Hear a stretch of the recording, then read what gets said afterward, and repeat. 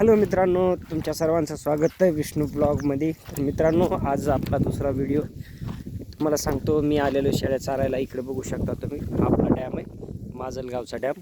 आणि डॅमच्या खाली जागा आहे, जमीन आहे. तिथं थोडं तुरीचं रान आहे, जे की वाहून गेलं होतं.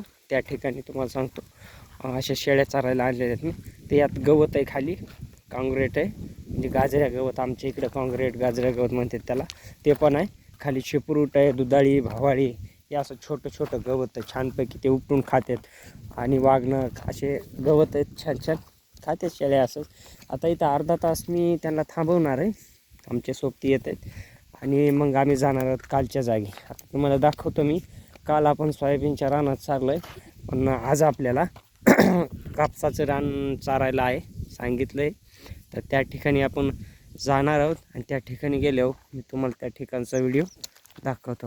हे बघा, बघू शकता, हा डॅम आहे आपला. किती गेट आहेत? 16 गेट आहेत. आणि हे 16 जर गेट सुटले तर हा आजूबाजूचा परिसर जो दिसतो तुम्हाला, ती तिकडे लांब दिसतंय, तर मंदिर आहे आपलं गावाचं.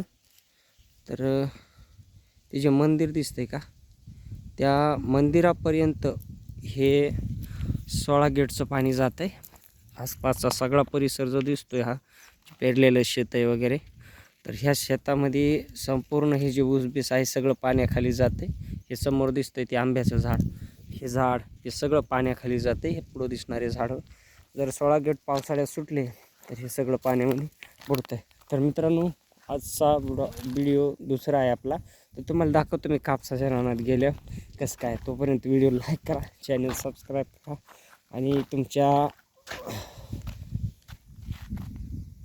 मित्राला सपोर्ट करा. तर मित्रांनो, आता मी इथं बसतो थोडासा आणि वाट बघतो, तोपर्यंत माझ्या शेळ्या खायल्यात. तर असं आपलं मुक्त पद्धतीनं शेळ्याचं आपण एक ठरवलं आहे करायचं शेळीपालन.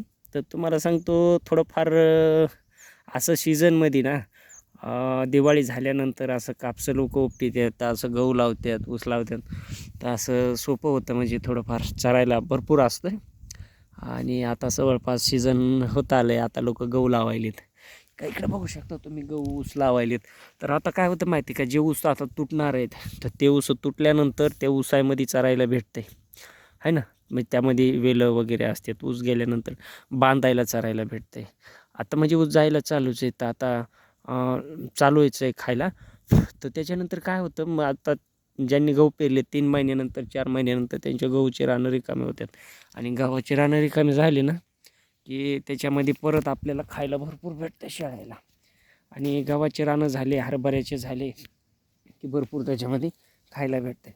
तर तशा पद्धतीने मित्रांनो, जे आपण मोकळ्या पद्धतीने शेळीपालन करतो, तर अशा या सीझनवर आपल्याला शेळ्या चारता येतात.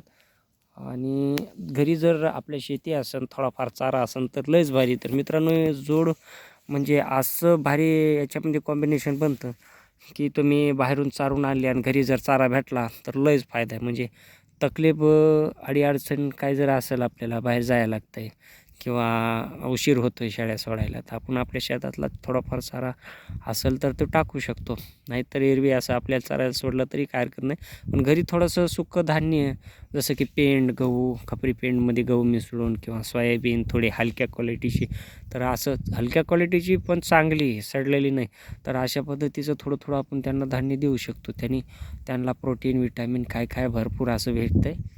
तर शेळ्या मजबूत राहतात, चांगल्या राहतात, स्ट्रॉंग दूध येतं, पिले चांगले होतात.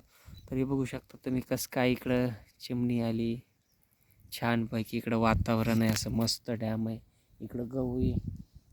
आणि मी आलेलो शेळ्या चारायला. तर मित्रांनो, मला असं भारी वाटतं शेतामध्ये फिरायला. इकडं बघू शकता तुम्ही, असं मोकळा परिसर आहे, मी बघत बसलो वाट. तर चला, भेटूया मित्रांनो पुढच्या व्हिडिओमध्ये.